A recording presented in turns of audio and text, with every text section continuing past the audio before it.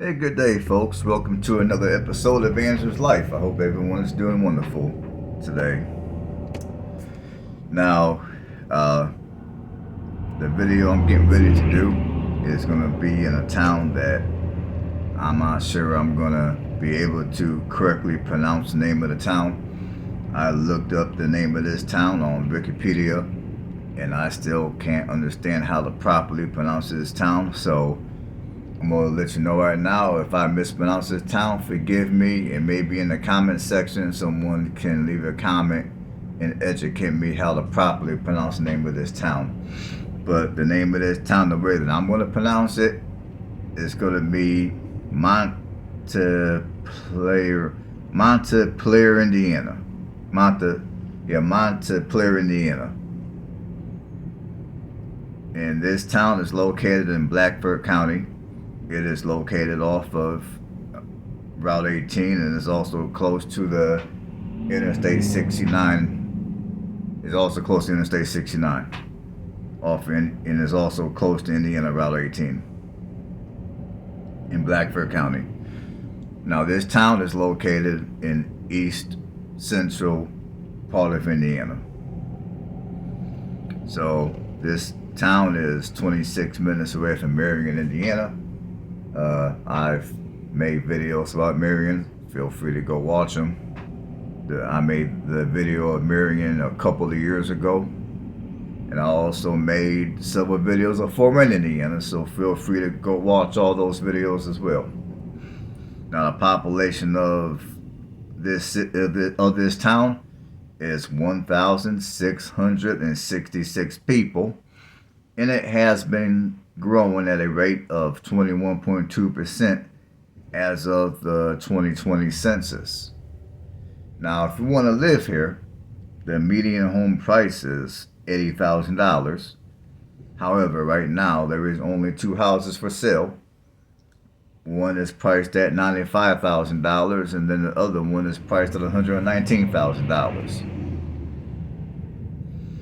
And if you're looking at rents, the median rent price will go from $507 a month to $1,181 a month. Now, the crime in this town is fairly low. The violent crime is below national average. And the property crime is only a hairline above national average. But I would say, in general, crime here is relatively low. Now, I don't mean to talk bad about Alabama, but one thing which I do like and admire about Indiana is, Indiana as a state has fairly low crime numbers. Now, here in the state of Indiana, you have a plethora of smaller towns and rural communities and even many smaller cities that have exceptionally low crime rates. Now, in Alabama, where I currently live, yes, there are a lot of small towns in Alabama. Many of them are beautiful. However, there's a significant amount of them that do have well above that they do have much higher than national average when it comes to crime, property and violent crime. Anyways, let's get back to the video here. Now, as far as the race in this town, you got 93.5% white, you got 1.9% Asian.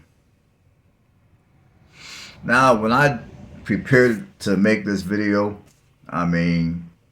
honestly, I was not expecting to find all the history that this town has got, but I found some history about this town, and I found quite a bit of it.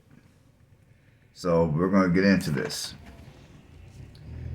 Now, this town was named after the capital of the state of Vermont, because this town was established by Vermont settlers. And the nickname of this city is Oil City. And here are a few reasons why. Now, Montpelier, Indiana was a central participant in the Indiana gas boom after natural gas was discovered near this community in 1887.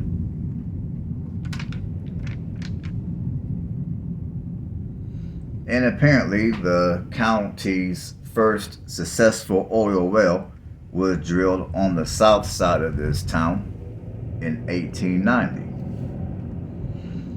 The gas boom caused the population of this town to grow from only 808 people in 1890 all the way to a whopping 6,500 people in 1896.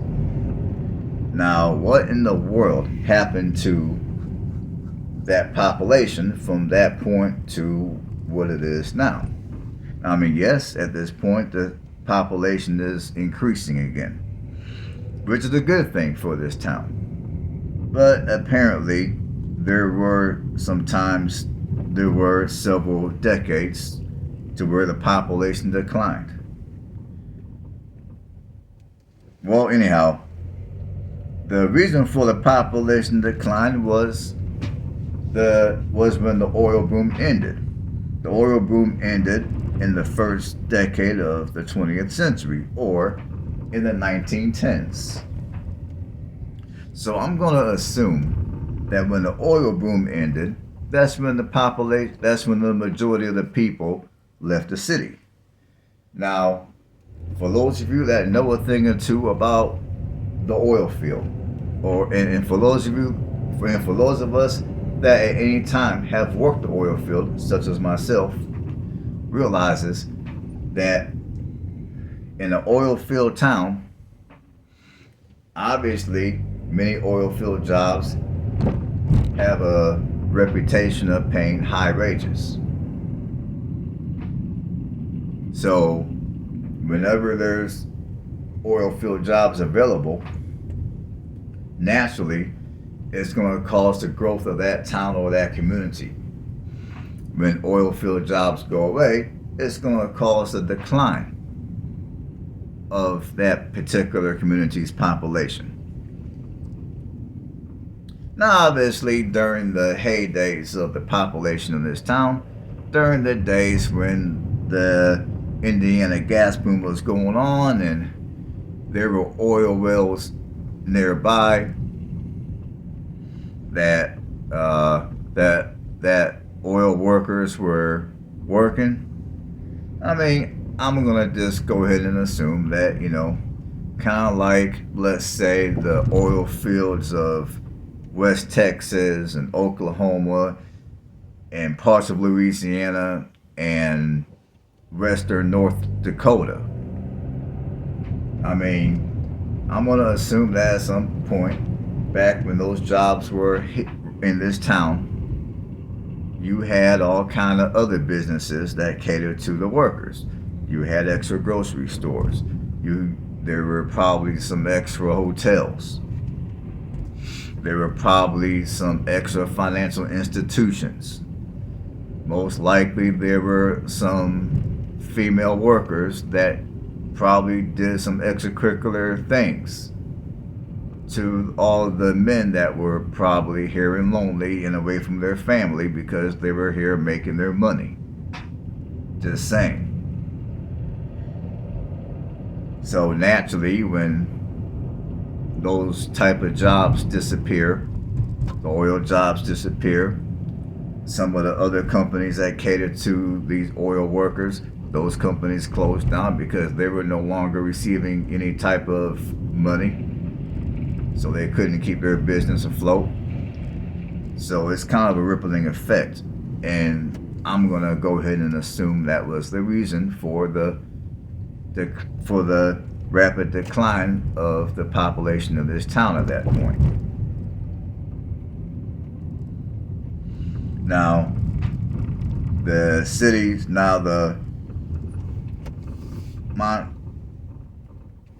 No, can't pronounce it right.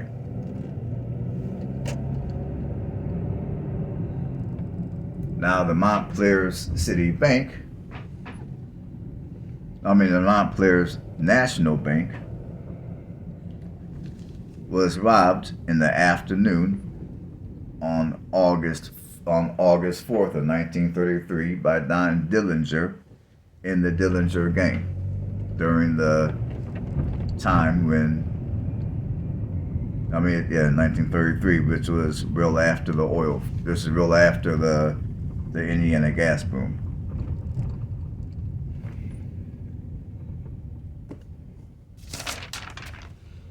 Now this community also has a interesting history when it comes to racing. This city does have a bit of a history when it comes to horse racing, and it also has a bit of history when it comes to race car racing. And here's a little bit of it. Now the city's horse track. Now this city actually had its own horse track, which was established in 1903. And this horse track was fairly busy. Apparently this horse track drew 3,000 people at one time. Now this horse track was rebuilt in 1920, and it became known as the fastest half-mile track in the state of Indiana. The track was turned into a stock car racing track in the 1950s, and then went back into a racing track for horses in the 1960s. The track closed in 1973, but reopened in 1985 for stock car racing and horse racing. And the track today is for stock car racing.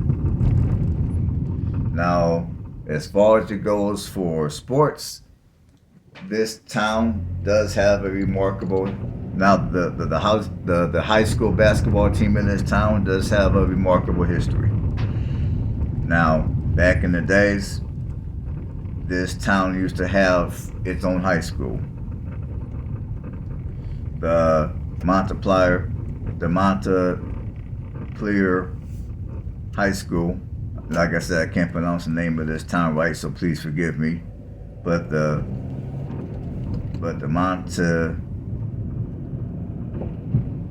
High School's basketball team won 5 tournament championships. Now, at some point, the city high school was consolidated, and it became the Blackford High School. Now, the Blackford High School won 10 championships. Now, as far as it goes for activities that go on in this town, now once a year, this city does hold a jamboree. It's called the Montpelier Jamboree. It is an annual celebration that has been held since 1945, and they hold this event during the Labor Day weekend.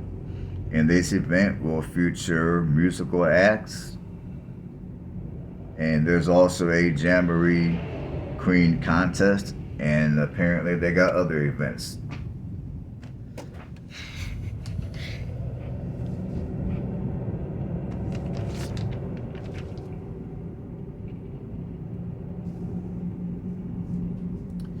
So that's about all I have in terms of some general information about this town. Now, as I drive through this town, just real quick, this seems like a very nice town. For the most part, it seems clean, quiet, well kept.